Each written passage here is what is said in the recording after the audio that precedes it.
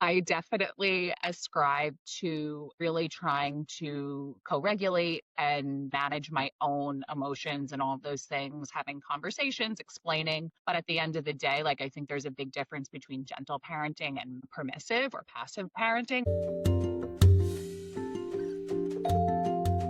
Today's episode is brought to you by one of my favorite parenting travel hacks ever, the Ride Safer Travel Vest by Safe Ride for Kids. If you've ever traveled with little kids, you know the pain of lugging bulky car seats through airports or paying for pricey rental seats that honestly don't always feel the safest. The Ride Safer Vest changes all of that. It's a certified, legal, incredibly lightweight alternative to a traditional car seat, designed to keep kids safe and make travel easier for parents. My kids wore theirs on our last Disney trip, and it was comfortable, secure, and small enough to fit right in their backpacks.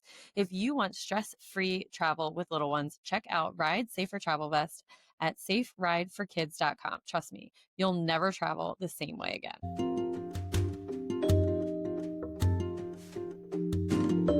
Welcome back to the Running Wine Mom podcast. I'm your host, Samantha Selinsky, aka the Running Wine Mom. Today, we're diving into a topic that so many of us feel deeply, but don't always talk about out loud: maternal mental health. The identity shifts, the invisible load, the joy, the overwhelm, and the courage it takes to keep growing while raising tiny humans. And I could not think of a more perfect guest for this conversation than Brittany Gallagher, licensed clinical social worker and founder of the Mom Chat Therapy and Wellness. Brittany is on a mission to make moms feel seen, supported, and never alone in their mental health journey. She blends clinical expertise with lived motherhood experience. And what I love most is how she helps women reconnect with themselves, not in spite of motherhood, but through it. So without further ado, let's welcome Brittany. Welcome. Hi, Samantha. Thank you so much for having me and for the warm welcome. I'm so excited to have you. And to start each episode, we have our wine, and win of the week segment. This is where I share our favorite bottle of wine, then Okay. about something that has been bothering us, and celebrate our recent victories. So grab a glass, take a deep breath, and let's get started. So, Brittany, what is your drinking wine of the week? So it's actually funny. I just recently had this conversation with someone. I'm like very much a seasonal wine drinker. I do like whites and rosé in the spring and Yeah. summer, and then transition to red. And I don't know what is going on, but I'm like not really having a taste for red wine these days, which is like very out of character for me. So I said to my husband before I came on, I was like, what's my favorite drink? He's like, a dirty martini, of course. So I'm just like been into the dirty martinis lately. Yes. You are like my soul wine slash cocktail sister in this, because I am the same exact way. And it's so funny because I've been ordering like white wine out, and I'm like, why am I doing this? And last night we were out to dinner, and I'm like, I'm gonna order a dirty kettle with blue cheese stuffed olives. So Yes, there you go. yes, yes. If they offer the blue cheese, I'm always Oh yeah. going for it. So what is your WHINE, your complaint of the week? My complaint wine of the week. That's actually, you know what I'll say? I'll say this is one that I've been like Googling myself. I'm in that stage of toddlerhood with my daughter where she repeats every single thing she says 5,000 times, and there's no other way I could answer her in a more clear, concise way. And she just keeps saying it over and over. And I know it's completely developmentally appropriate, but it's one of those things where I am just like, oh my God, like how many more times can I possibly say that? So that is definitely my wine of the past like 2 months or so, I would say. Yes. It is hard, and they're asking you a question, and it follows with a question and then another question, and it's like, I don't want to say I don't know, but like I Yeah, don't know. like I don't know. Yes, for sure.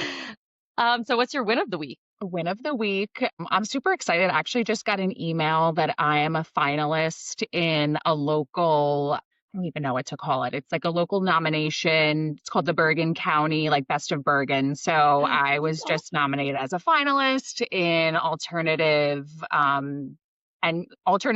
medicine and complementary services. So I'm super excited about that with through the mom. That's amazing. Congrats. That is super exciting. I feel like those awards and recognitions are so needed for when you're an entrepreneur and you're doing things. You don't always know what your impact is, but to have something like that, it's 100%. super important. Yeah, yeah, yeah. It's one of those things where it's like super little, but it means a ton. So it was a very exciting email to open today.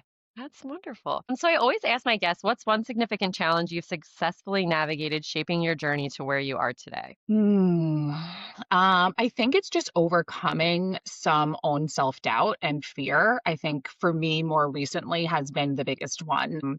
I had been a private practice owner prior to having kids when I lived in Hoboken and was kind of living like the single, like married life without kids. And then to dive back into this was definitely like a big leap of faith, and just Hmm. sort of overcoming some of that, self-doubt or fear has definitely been part of what's shaped, my journey and to get me where I am today for sure. That's awesome. And it's important to, fear is something I feel like everyone that I talk to on this podcast, so many say like the fear has been holding them back. And then, they're so successful for it. And I just like to, remind the listeners that if fear is stopping you, just go through it because there is success on the other side. 100%. Yeah. It Yeah. can be like one of the biggest roadblocks, but once you can kind of just plow through that, you're like, oh, wow, okay, that actually wasn't so bad, or I am capable. Yeah, we overthink. So for fitness, what's your favorite way to stay active? Well, I have to say, I love your whole concept because I am a previous marathon runner. Oh, yay. Yeah, I ran the New York City Marathon twice. One, God, more than 10 years ago. And then not this past one that was like 2 weeks or last week, but the You're year right. before. Although I can't say that I keep up with running so much anymore. I was like big into the Peloton for a while. And then I actually just recently, over the past maybe 2 weeks, just started going back into studio fitness. And that has been something that I've been like really looking to explore. I've been trying all different types of places in the area, and I finally found a studio that I like. And so I'm doing like the intro unlimited month, and I'm just like, I'm loving being back with the energy and all that stuff. It's been really nice. Yeah, as much as I love running, good group fitness class is so good, I feel like socially. And I also ran the New York City Marathon twice, probably different years than you, but I always love talking to people who ran it because I can still, like when I'm speaking of it now, feel the energy of that day, even though, yeah, again, I think I did it like 2016 and 2017, and it was just, It's the I best. guess, Yeah, there's nothing like electrifying. it. Yeah, it really Nothing. it does change you. I know they say that and it's like so corny and cliche, but it really does change you. Yeah, well, that's why I did it 2 years in a row because I was like the first year, I was like, "Well, I was not actually expecting this." And then I was able to do it again the next year because I was like, "I need to experience this again just to like kind of take it all in," which sounds crazy to over 26, point 0.2 miles, but I feel like you understand. I do. Well, yeah, and there's only I feel like, if you've done a marathon, we're like have that bond of that level of crazy that, other people are just like, no, like I don't understand it. Yeah. So how does maintaining your fitness routine align with your mental health? Very much so. Although I will say it's certainly been a journey in regards to, I think, sort of undoing some millennial diet and fitness culture that I think we were all exposed to growing up. But I've been an athlete my whole life. And so then it really just became part of, just maintaining that now that I'm obviously outside of the realm of like organized sports and things like that. But I will say, the days, and it doesn't get any easier to wake up early and, or to make the time for yourself. But the days that I commit to it and I do it, I'm able to show up in such a different way for my clients, for my kids, my husband, my family, my friends. So there's just no two ways about it. They go hand in hand. And I saw something actually earlier today, and it said, your kid won't remember your 4:45 alarm going off, but they'll remember your energy that you brought to the day, and that is because of that 4:45 alarm, which I was like, "Ugh." 100%. Yes. Yeah. Yeah. And it's so funny you say that because, I think part of the reason why I've been having such a difficulty like getting back into group fitness and just like being able to leave my home and not working out amongst the toys in my basement. But, it's because I'd have to go at 5 AM, and I Right. did that this morning, and I said to my kids earlier, I was like, "Oh, mommy went to the gym this morning." And my son was like, "What?" But I'm still, like, ready to go, and, like, I was joking, but I said, I'm like, "And this is, like, the benefit, right?" I'm still, like, having fun, and it really does make such a difference. I agree. So tell us about your family, about your little Yeah. unit. Yeah, absolutely. So I live in Bergen County, New Jersey. I am a born and raised Jersey girl. I grew up in Essex County, so not it's like 30 minutes from where I am now. I have three kids. I have my oldest son, Owen, is going to be 8 in January. So we're a couple weeks shy. He's in second grade. Then I have a 5-year-old, Patrick, and my daughter, Kira, is 2.5. Actually, also, Patrick just turned 5.5, which was a huge milestone for Big him, as deal. you can imagine. And then my husband, Dan, we'll be married for 10 years coming this July, coming up. Oh, that's awesome. And we met, back in Hoboken and through the party days and all that stuff. And he's originally from Bergen County too. So it's been a nice, sort of like an easy merge of lives and families and all that stuff. So fun. And what were you least prepared for in parenthood? Well, that's a loaded question. I know.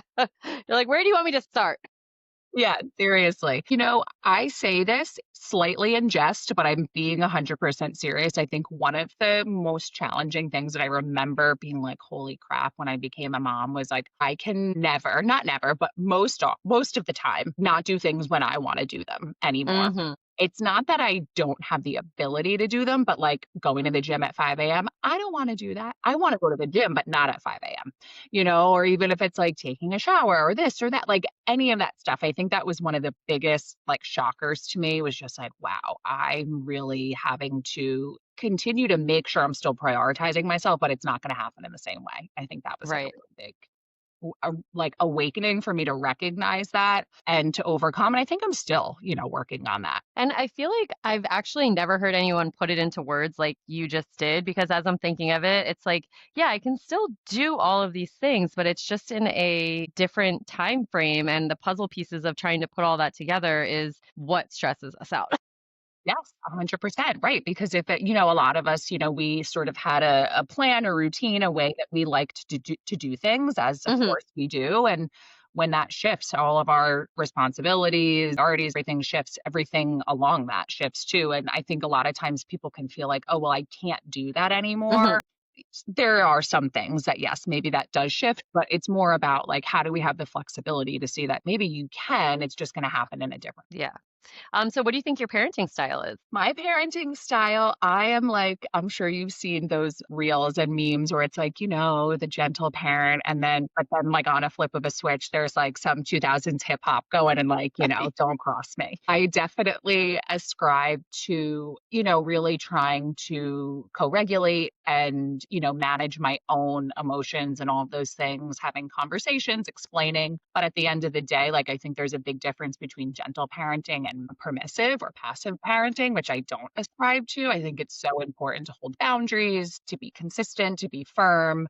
There's one sort of influencer doctor that I follow on social media, and he says the two most important things are kindness and firmness in parenting. And I Yeah. really agree with I totally agree with that. And I think some people get a little nervous in parenting where they think like setting a boundary is going to make their kid not like them. And I feel because I also teach high schoolers, and I felt like when I went into teaching, I was like, everyone's going to love me. I am going to be like the teacher that like broke these, like, whatever. And then all of a sudden I was like, this is actually not working. And now having, and that was something that did prepare me for parenthood, was like having these boundaries and these expectations makes my job so much easier to have like a fun time. you. Yes. And I just think it's hard for people to kind of like not get that sometimes. Absolutely. Yeah, like, and also to your point too, like, it's okay if they don't like me. Right, right.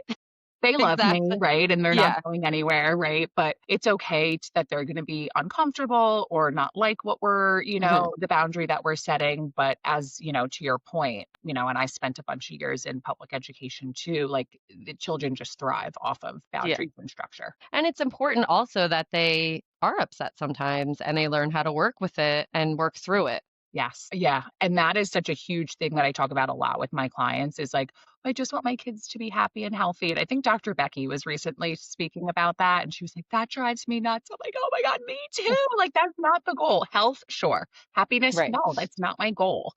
Yeah. My goal is to actually have my child be able to regulate themselves throughout any type of emotion. And the Right. goal is not happiness because that's just not realistic. We're not happy all of the time. Hmm.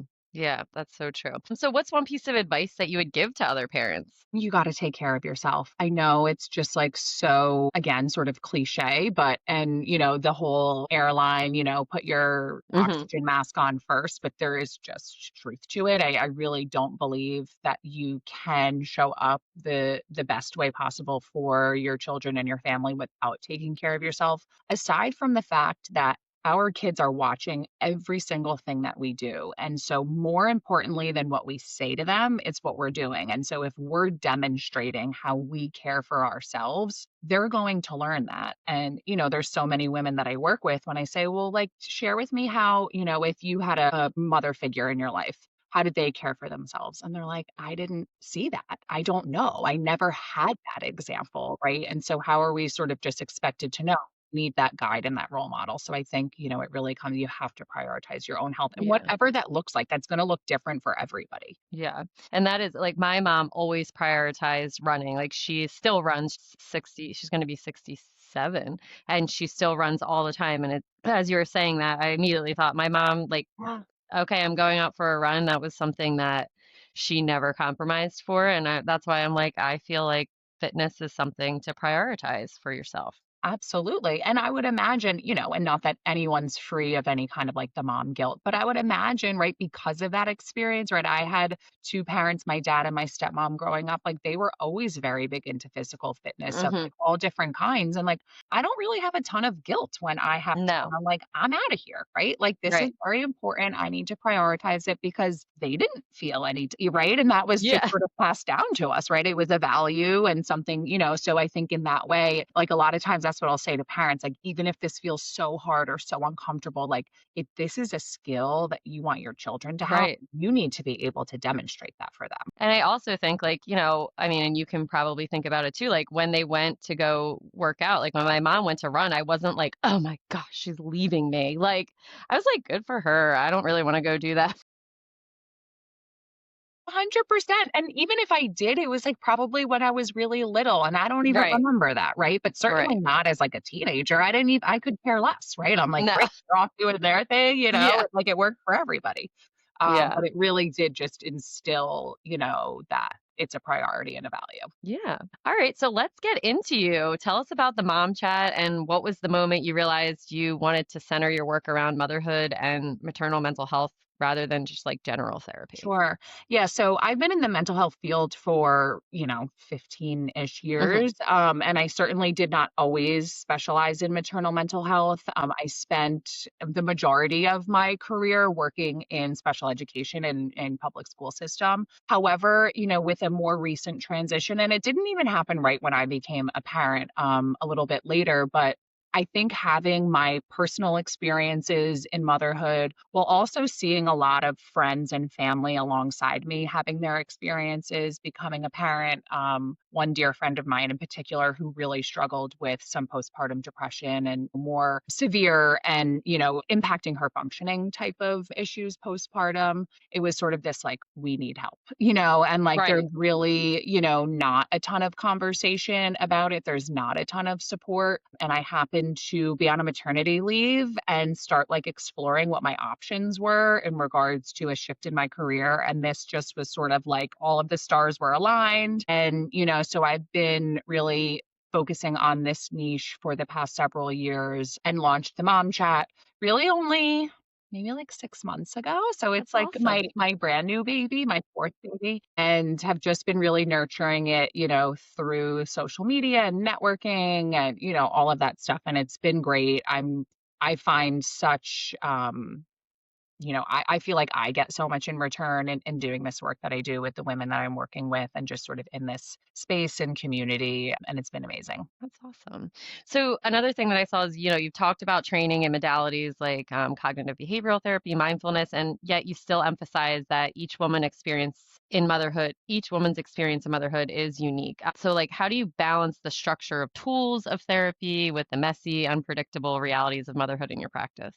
Yeah, and I think that's a great question, and it's something that I really try to focus on right off the bat, like, even with if it's, like, a prospective new client, because there is always, like, the theory and best practice versus Right. reality, right? Yep. And it's, like, one thing for me to be like, "Okay, we'll go home and spend 30 minutes," and people are like, "Okay, that's literally not possible," you Mhm, know? yeah. And so I think what we have to do is really kind of taking these very, scientific, research-based approaches, but how do we make them relatable Right. to a mom in the thick of what's going on? And a lot of that does take a little bit of trial and error.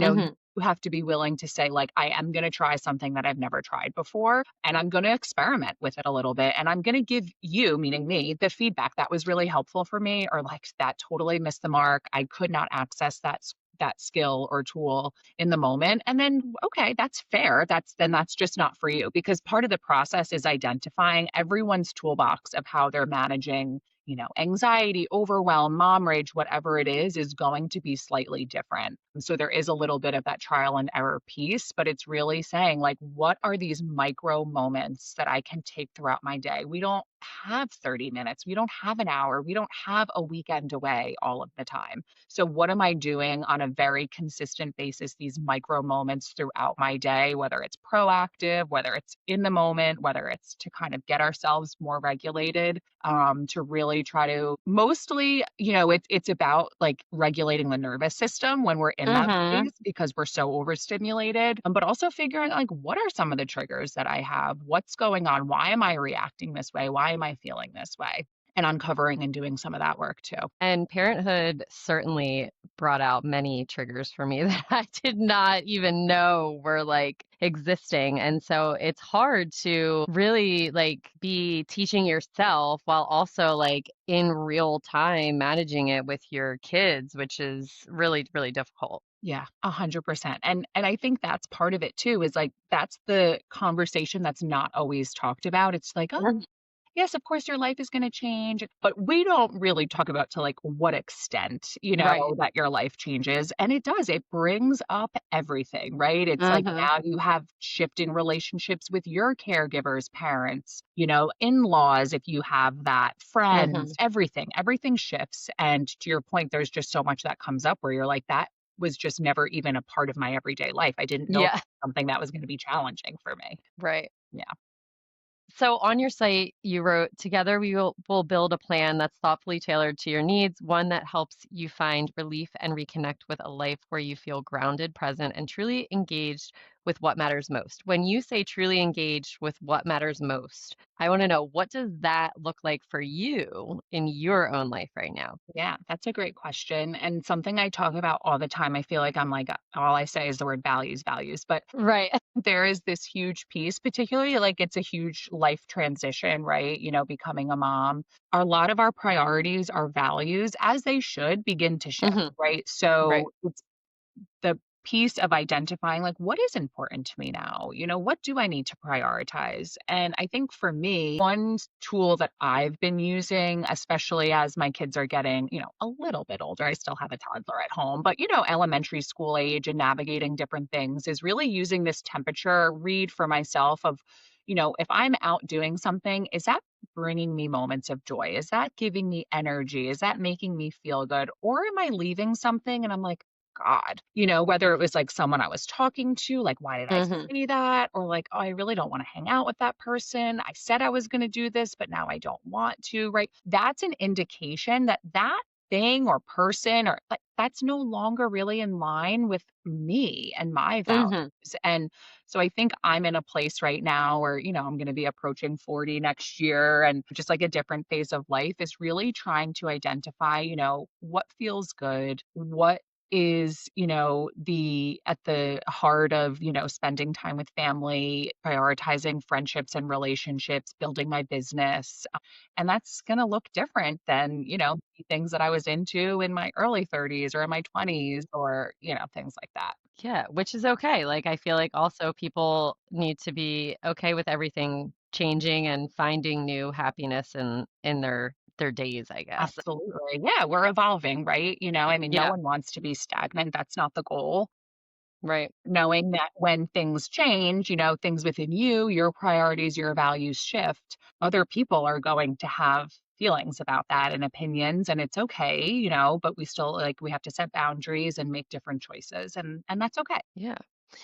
So another phrase I did not know until I was a mom was the mom load. Yeah. So like the invisible burdens, the mental load, the second guessings, guilt, the rage, the joy, and you help mothers navigating all of that. But what's one invisible piece of the mom load that you believe deserves more public attention, and why do you think that would be? I think the biggest piece with when we're talking about, the invisible load is there's so much work that gets done behind the scenes. Mhm. And, I'm sure you've probably seen this on Instagram too, right? It's like the reel of the mom and she's just scrolling on her phone, like Mm. seemingly relaxing, but it's like she's ordering, Yeah. uniforms and a birthday present and this and that. I think, the part that needs more attention is the women who are managing all of that and Mhm. potentially working a full-time job, and how are the expectations sort of divvied up within the family. If you're in a two-parent working household, is society really built to support women who are still the default caregiver for Mhm. their children most of the time, but then also balancing part-time, full-time, whatever type of, job outside of the home too? And are we set up for success in order to be able to do that without feeling this like immense sense of overwhelm and burnout and anxiety, and all of that other stuff? I question whether we're set up for success or not. I know. And I do feel like our generation is getting it's all kind of newer for it because I feel like, yeah, there were plenty of working moms when we were growing up, but I feel like it was a lot more common to have maybe a stay-at-home parent. And then all of a sudden, you're seeing the way that you were raised, and it's not the same because the mom can't do everything, and it does have to be split up. So we're kind of learning all of that. Yes, we're learning all of it. And I will say, and there is research to back this, many of our partners, in that millennial age gap, they'll say like dads are super involved, right? Yeah, Compared to how they were, right. back in the '80s and, all Mhm. that stuff. 100%. Um, Yeah. but, there's just this question of we're still the default, and Mhm. how are we managing all of that? Even though yes, we have help, but like if we're still the ones managing it, then it's still Right. on our plate, right? It's just we're sort of delegating things. Yeah. So kind of go the opposite way. What common thread do you see among mothers who are thriving or they're beginning to thrive even in the toughest seasons? I think the common thread of women who, whether I've been working with them and they're really making a lot of progress and they're feeling a lot better, I think there is this understanding and a shift in some expectations, right? Of, what they thought motherhood was going to be like Mhm. versus what their reality is, really learning to identify like what is important to them, what are their values, what do they want to prioritize, and okay, we might know it, but then how do I actually put those things into place and start to prioritize things and have to set some boundaries, being able to say no, being able to carve out time to take care of yourself without feeling bad about it, right? Really being able to just say like it's okay for me to go take a shower, Right. Yeah. to feel guilty about that. It's okay for me to go out to dinner with a girlfriend or Mhm. to have a job or, to do different things and have a life. Like being a mom can be the most important part of your identity. And I think for a lot of women it is, but it Mhm. is just a part of who you are. Right. And there are so many other parts to who you are. And it's okay to nourish and value those other parts to who you are. And that doesn't mean that you're a bad mom or you don't love your kids. It just means that you're also honoring other parts of who you are as a person. Right. Yeah. And so what's one small or non-negotiable ritual or moment that grounds you and refuels you? Um, I would say on the more like day to day, kind of those micro moments, is I Mhm. really try to go out of my way and just be intentional and mindful with some little things that I do, even if it's something so basic as like, I'm not making coffee at home today. I'm going to Starbucks. Right. I'm like, I'm going to treat myself to an $8 latte, Sometimes you got to do that. Sometimes you have to do that, but with intention, right? Because people can go do that all the time and it just becomes like just something that you're doing. And so there's like an example of really trying to take, a typical task, but being like, you know what, I am going to go out of my way for myself today. Right. And I think on like a larger scale, because it doesn't happen super often, but I really do prioritize my female relationships, my friendships. Hmm. I have friends from elementary school to, friends that I'm developing now in my adult life. There is nothing that fills my cup and my soul like a night out with my girls. Hmm. Yes, Yeah. so true. And it's so important to keep those friendships going. I think it's hard. It's really hard, but once you start prioritizing them, it makes you realize how much it's needed. Yeah, 100%. Yeah. And so, you obviously you help mothers reclaim their sense of self after kids, which again was something that I was like pretty unprepared for. Like I knew I was going to become a mom, but like you really do. It's a whole new chapter. Like it's part two, I guess, Yeah. of your or whatever, Yeah.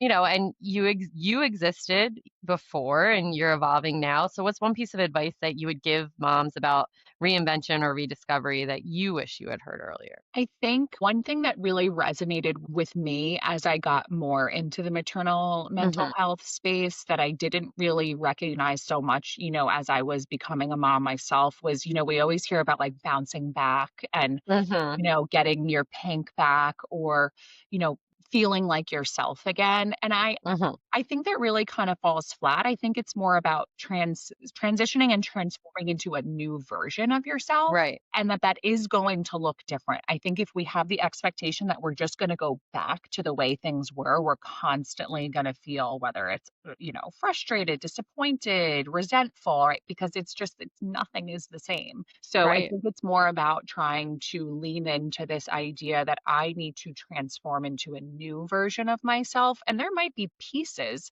of your old life that you still hold on to. Right. Running, I know for is one for both of us, but even that looks different than it did Right. when I was, before I had kids. Uh-huh. And so I think just leaning in and kind of having some of that flexibility there. Yeah, and I do. I also love that. And again, it was like such an aha moment of that, like the bounce back. And it's like, what are you going to bounce back to when you're in your 20s going Right. out, every Yeah. night? Like that's Right. not happening Right, again. nor do I want to. Like, that was No, great no, no. at that time, Yeah. and, like, yeah, she Yes. comes out every once in a while. Yes, yes. But it's like fun to evolve into like the new version of, yourself. And that is something that I think is so important for women to hear that you can still, you can have those little pieces, but it's never going to quite be the same. So a lot of patients that come in, therapy is very heavy, anxiety, depression, OCD, trauma, and your brand really mixes all of that with hope. You said, I think you deserve support that goes deeper than this is just mom life, kind of like what we said. So how do you keep that hope alive for your clients, and for yourself in the moments when the load feels relentless? Yeah, and sometimes it does, right? Sometimes it Hmm. does feel just, like, super mundane and, like, is there a light at the end of the tunnel? Am I ever gonna get out of this stage? I think one important piece is, and listen, hope is a protective factor Right. for any individual struggling with, different types of, more serious mental health concerns and issues, but there has to be that piece where, what are the little things that you have to look forward to? What are those Hmm. moments, right? I think it's like the new term is like identifying glimmers, right? Yes. Yes. Moments of joy.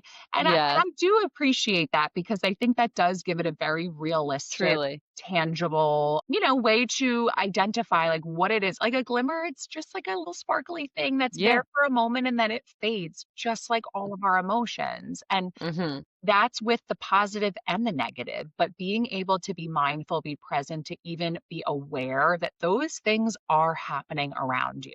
But you have to put in the time and the effort to be mindful and aware that they're there and to, really recognize that, you are going to have moments of joy, but there is going to be a lot of times where it's like, oh my God, how many times have I given a bath? Like, do I I really have know. to do this again? And that's okay. It's okay to sit in that too and be like, oh God, this kind of sucks.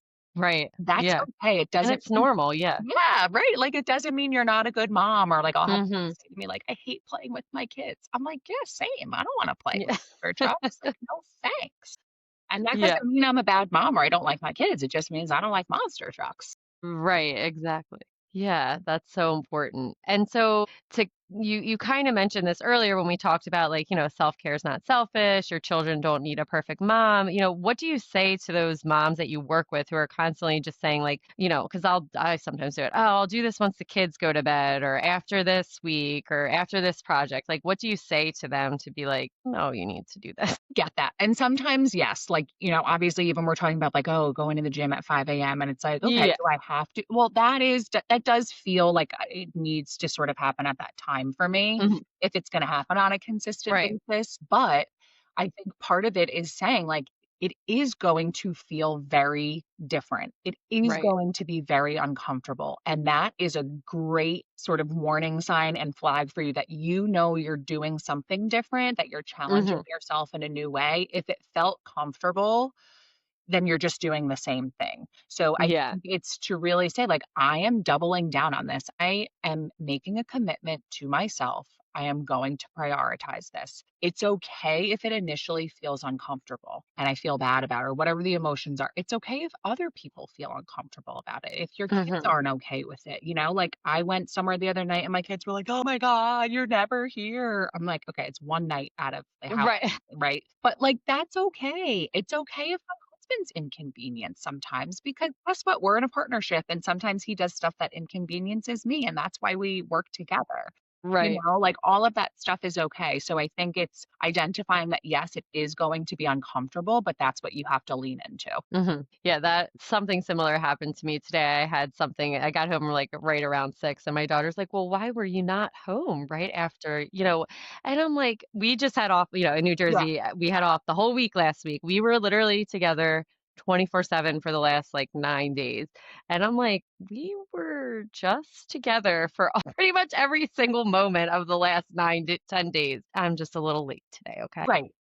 But you know what's funny? Even as you're saying this, I'm having like a little bit of an aha moment. The beauty of that, and I think something we could sort of learn from our kids is they are so present and they are I so in the know. moment that like Yeah, that is her world in that moment that like I mommy's not know. here right now.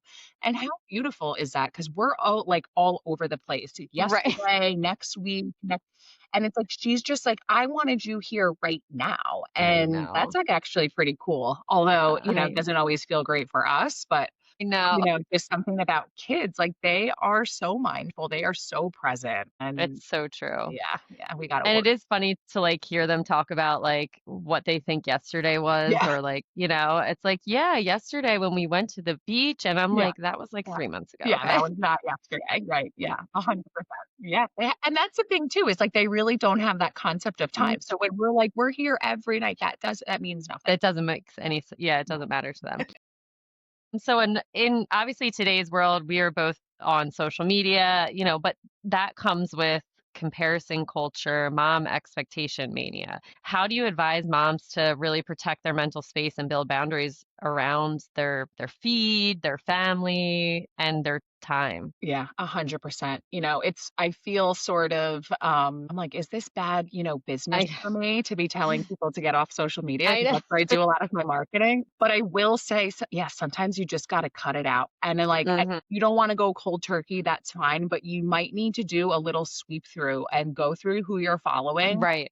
and it's like when you look at this content, if it's leaving you with feeling anything but joy, laughter, educated about something, like Mhm. unfollow or mute it for a little bit and see, like, do I feel better? The other thing is, and I feel like this is not super new, but like I know when I was running the marathon, everything on my page was about running. Now it's Right. not so much because I'm not doing that anymore. And you can go in and you can actually like clean up your algorithm and be like, Mhm. start me from square one because I'm getting all of this mom content or like elf on the shelf stuff and I don't do that and I feel horrible, right? You can clean that up. And I think just really being mindful of the time you're spending on your phone.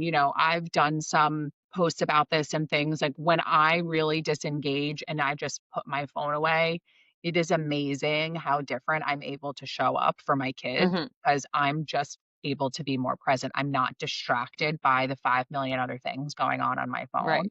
And it really does make a big difference. So I think it is a little bit of just like the detox if you need it. If it's not serving you, if it's not making you feel good, you have the ability to set the boundary to not expose yourself to it. And I think the unfollowing is so important because, like, when I first had my daughter, then that was like I followed all these mom accounts, all these mom influencers, and then I remember like one specifically, one influencer had a baby like a couple weeks before me, and I was like, oh my gosh, okay, like I'm gonna be next, like here, and then she was like out like 3 days later, like running errands and like all of this stuff. And then I had my daughter, and first it was the middle of COVID, it was 2020. So it was like nobody was doing anything. And I was not thriving. And I was like, wait, what is wrong? Why is she able to do this? And like, I'm not. And I had to unfollow her, and it like life was better. I Yeah. was like, I don't know what she's doing. It doesn't matter. Like, Doesn't matter. And, I think too, even I think a lot of people will be like, oh, well, I look at this stuff, but I'm not really influenced by it. mhm, That's not you are. you are. Yeah. Whether you think you are or not, and that's why we do have to be very mindful of what we're hmm consuming. And because we're just constantly inundated. I think I saw a study once. It was like the average American gets a notification every 4 seconds Oh on my their phone. gosh. Yeah. Like it's insane. So it's like, how could you possibly feel like you can give your attention to anything? So you have to set boundaries, turn off your notifications, put your phone in the other room if you have to, unfollow. There's, like, a lot of cool things now too. I haven't used it, but there's, different devices that will, like, lock your phone for a bit, Yeah, like the like brick. yeah, I yeah, like want exactly. to try that out. I know. Like I heard So it's good. yeah, yeah, but you have to put some of those boundaries in place for yourself. So since starting your digital community, what's one thing that surprised you in a positive way, and what's one thing that kind of still scares you a little bit? I think I don't know if it surprised me, but I've been maybe enjoying it the most is just, like, the connection and how much Mhm. I'm able to relate to other moms, and whether it's people that I know personally who are invested in my account or people that I don't know, but we've connected through social. I do think there is just such an immediate bond, when you meet another mom and you're just like, I get you, Yeah. that piece has been really nice. And, I think the challenging part of it is it's just always changing. Mhm. My gosh, always. Yeah, you never really kind of feel like you're on top of, there's Mm, always more to learn or different things to post, and again, that's I think kind of comes back to what we were just saying is like I have to set my own boundaries with it. And so I could be working all of the time, yeah. right? And it's like, all right, but I'm not really. And so I have to be able to be like, okay, that's done for now, and I can come back to it another time. It'll Yeah. still be there. And it's hard. Even before this, we were watching a movie, which I didn't really like love, but the kids wanted to Yeah. watch it. And I was like, all right, well, while they're doing this, while we're sitting here, like I could like post or like plan out. And I was like, no, you know what? Like I'm gonna put this away and I'm just gonna have to suck it up and watch this movie. I don't really want Yes. to watch. Yeah, 100% because there is something different about being in the same room as somebody, but you're not engaged Yeah, in the same thing. It's right, just parallel, right? And then you're not really connected as opposed right. to, yeah, obviously it's not a movie that you're personally interested in, but at least you're having a shared experience and that's where connection can develop. Yeah. So for a mom listening who's maybe feeling overwhelmed, anxious, burnt out, what are some actionable steps that she can take like this week to move toward relief? Yeah.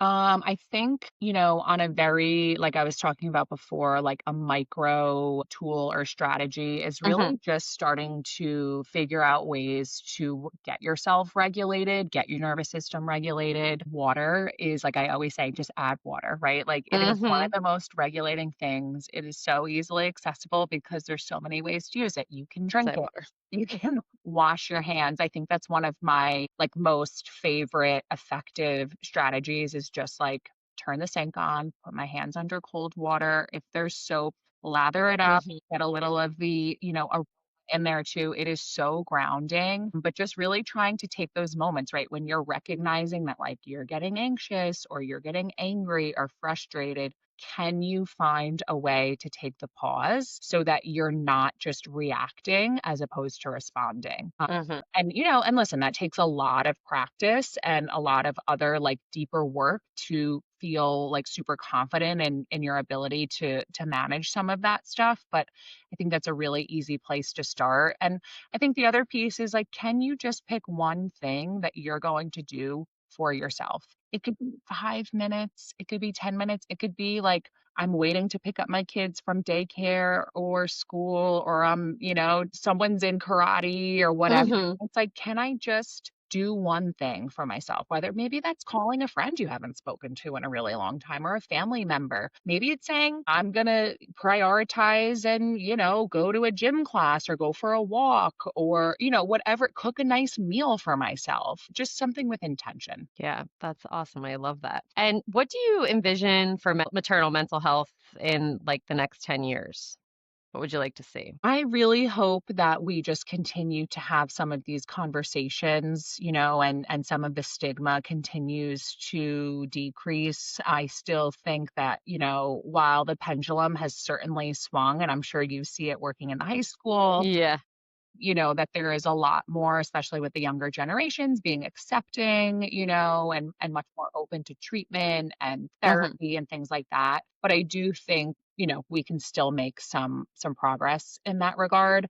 I think the other thing is just really amping up the educational piece for women who are expecting, Hmm. and Hmm. are working towards becoming parents. So whether that's, through they're pregnant themselves, they're a surrogate, they're adopting any sort of, caregiving role, but really talking at more not just about like what are some of the changes to your body and there's that one appointment maybe 6 weeks after, but like what does some concerns in regards to mental health really look like in that postpartum period, and what can you do about it proactively? Yeah, something that I would absolutely love be a requirement is like you have to set up a therapy, just like your 6 week, physical appointment. You should have to have whatever 3, 6 week, therapy appointment because like I remember again with my daughter, like I was like, I need to like talk to someone about something. And it was like, okay, we can fit you in 3 months. Yeah. And it's like,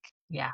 okay, that's not going to help me right Right. now. Yeah, yeah, and just making it accessible, right? I think that's Yeah, the other thing is it's very challenging for a new mom to be able to even consider, like, right. finding a therapist, making an appointment, navigating all of that, getting to Mhm. treatment. There's so much of that. Every once in a while, I'll get a client, I call them my unicorn clients, that they're pregnant or they're even family planning, and they just wanna have, like, a relationship established just in Yeah, case they want that so support postpartum. I'm like, "Mwah, mwah, mwah, love, love." I know. Amazing, there's nothing better, but that's rare, honestly. Mhm. And even in my own experience with my second, I had a pretty challenging pregnancy, like, emotionally and more in Mhm. regards to my mental health, and it was a COVID baby too, and it wasn't until, like, he was 18 months where I finally was like, "I need help," and Yeah, I was like, "I can't even call this postpartum, can I? I mean, he's a year and a half right. old," but you actually, and I think that's the other thing is, and I struggle with the word postpartum sometimes because I think typically, the lay person is just like, well, I don't have a baby anymore. Right. But the Yeah. reality is, if you have any type of mood or anxiety disorder that begins or, is related to postpartum, if it's not addressed, it just doesn't go away. Right. Right. Yeah. So, and that can be the trigger for some of these things. But so for me, here I am, I have an 18-month-old, and my therapist is like, wow, it sounds like you're really dealing with some depression and anxiety. And I'm like, but how? And I work in the field, right? So it's Right. like, and it's like, but how could that be? Like, I'm not postpartum anymore. And it's like, well, you weren't addressing it It's earlier. So it right. really can kind of still be treated in the same way, so really having more conversations about that, I think would be so helpful too. And I think follow up at the pediatrician, I know it's like a little bit not their world, but it would be so lovely if there was like some sort of screening there or support because parents are much more willing to make sure that they're going to all those pediatrician appointments. Oh, Right. my appointment can wait, or I got to reschedule. And if there was some sort of support there, I think For that would sure. be really helpful too. Yeah. That would be awesome. So if you had to choose a soundtrack song for your motherhood journey so far, what would it be and why? So this, I was like thinking about this question all day.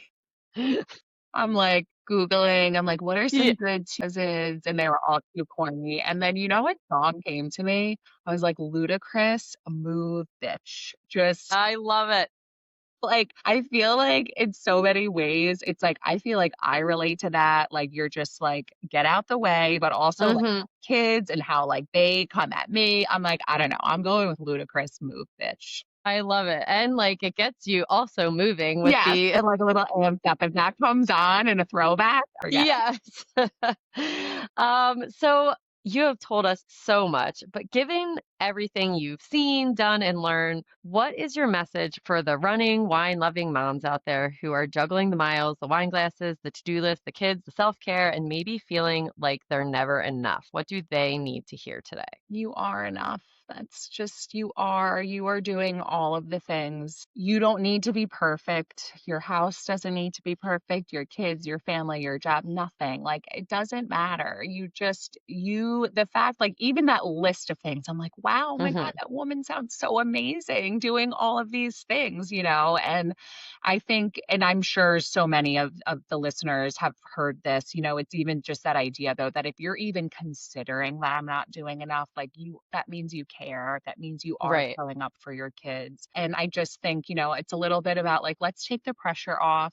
You are doing great. It doesn't mean that everything is perfect, but if you're giving your all, then that is your all. Hmm. And it doesn't mean that we can't grow and, Right. make positive changes and strides and things like that, but you are enough. And your kids, they just want you. They just want you and your time and your attention. That's all they want. I love that. Well, I think that's a perfect place to end it. So that was wonderful. Thank you. So that's going to bring us to the end of the Running Wine Mom podcast. Thank you so much, Brittany, for giving everyone the knowledge and the advice and the steps that they can take to make motherhood just a little bit easier. So thank you for that. You're welcome. Thank you so much for having me. Yes. And as always, thank you to the listeners for spending time with us on The Running Wine Mom. Don't forget to subscribe, leave a review, and share this episode with a mom who needs to hear it.